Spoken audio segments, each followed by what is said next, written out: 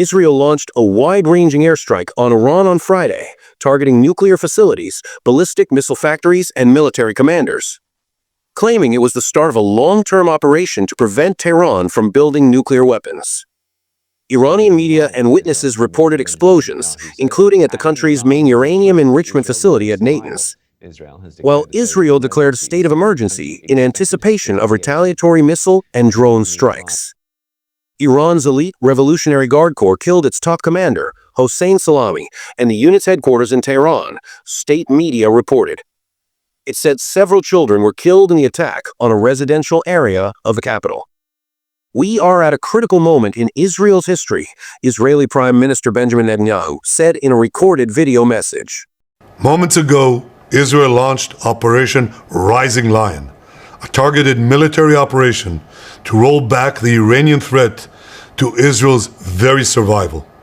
This operation will continue for as many days as it takes to remove this threat.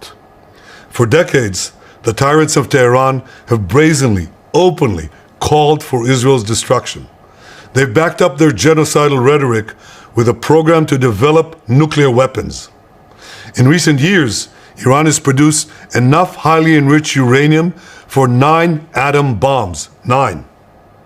In recent months, Iran has taken steps that it has never taken before, steps to weaponize this enriched uranium.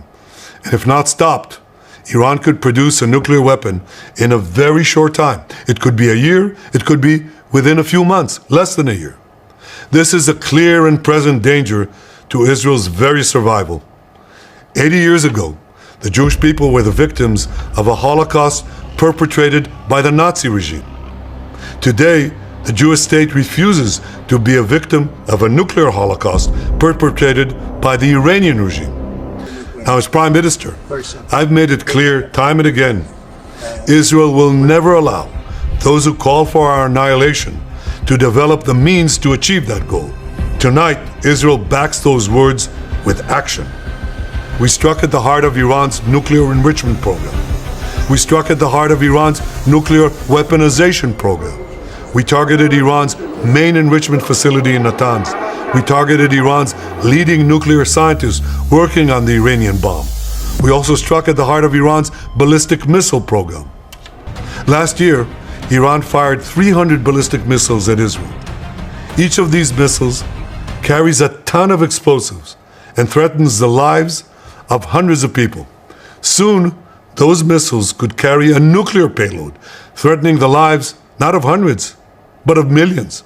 Iran is gearing up to produce 10,000s of those ballistic missiles within 3 years. Now just imagine 10,000 tons of TNT landing on a country the size of New Jersey. This is an intolerable threat. It too must be stopped. Iran is now working on what it calls the new plan to destroy Israel. You see, the old plan failed. Iran and its proxies tried to encircle Israel with a ring of fire and to attack us with the horrible attack of October 7th. But the people of Israel, the soldiers of Israel, rose like lions to defend our country. We crushed Hamas, we devastated Hezbollah, we hit Iranian proxies in Syria and Yemen.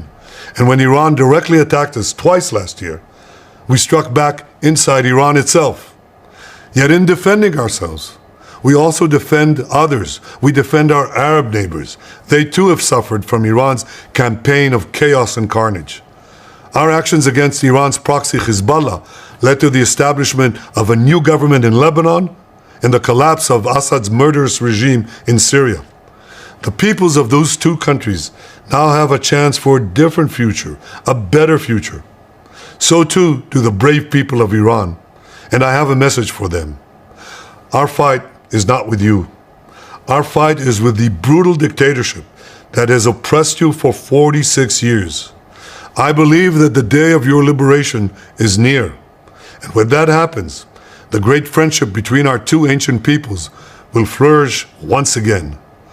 I want to assure the civilized world, we will not let the world's most dangerous regime get the world's most dangerous weapons. And Iran plans to give those weapons, nuclear weapons, to its terrorist proxies. That would make the nightmare of nuclear terrorism all too real. The increasing range of Iran's ballistic missiles would bring that nuclear nightmare to the cities of Europe and eventually to America. Remember, Iran calls Israel the small Satan.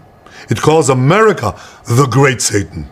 And this is why for decades it's led millions in the chants of death to Israel and death to America. Today, Israel is responding to those genocidal calls with action and with a call of our own. Long live Israel and long live America. Our action will help make the world a much safer place.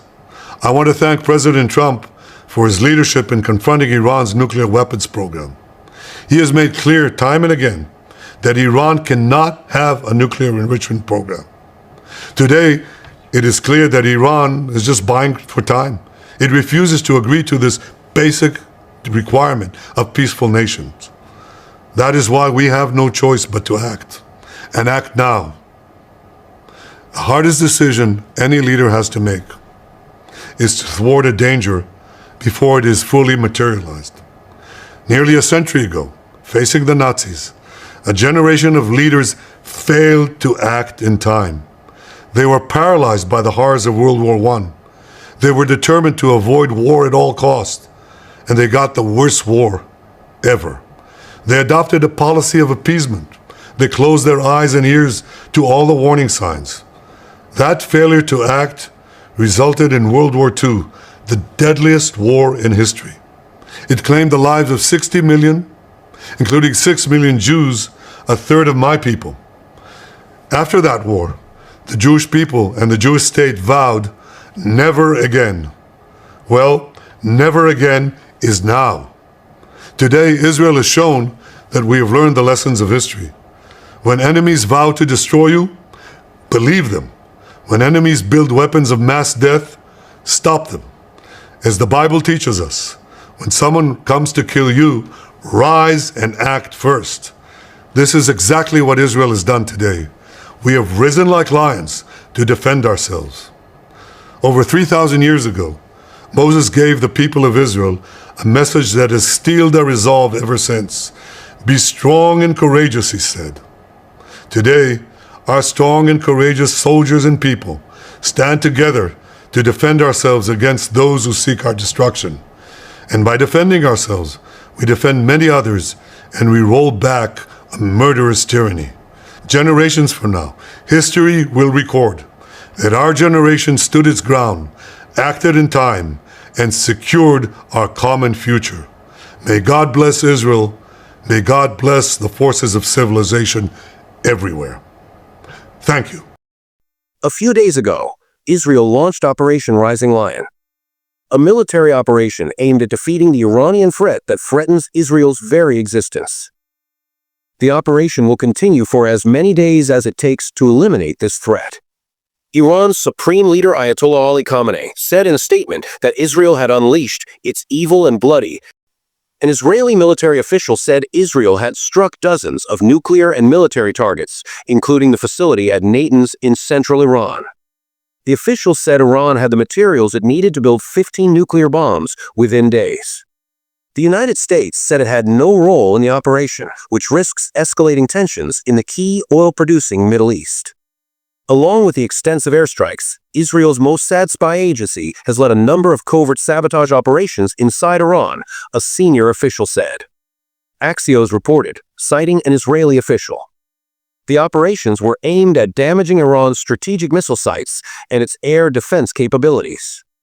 At least 2 nuclear scientists, Faridan Abbasi and Mohammad Mehdi Tehrani, were killed in the Israeli strikes on the Iranian state of Tehran, media reported. Tel Aviv's Ben Gurion Airport was closed until further notice, and Israel's air defense units were on high alert for retaliatory strikes from Iran. Following the preemptive strike by the Israeli regime against Iran, a missile, UAV, and drone attack on the state of Israel and its civilians is expected immediately.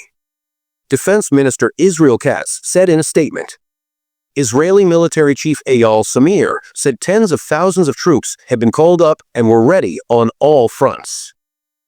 We are in a campaign unlike any other in history. This is a critical operation to prevent the existential threat of an enemy intent on destroying us, he said.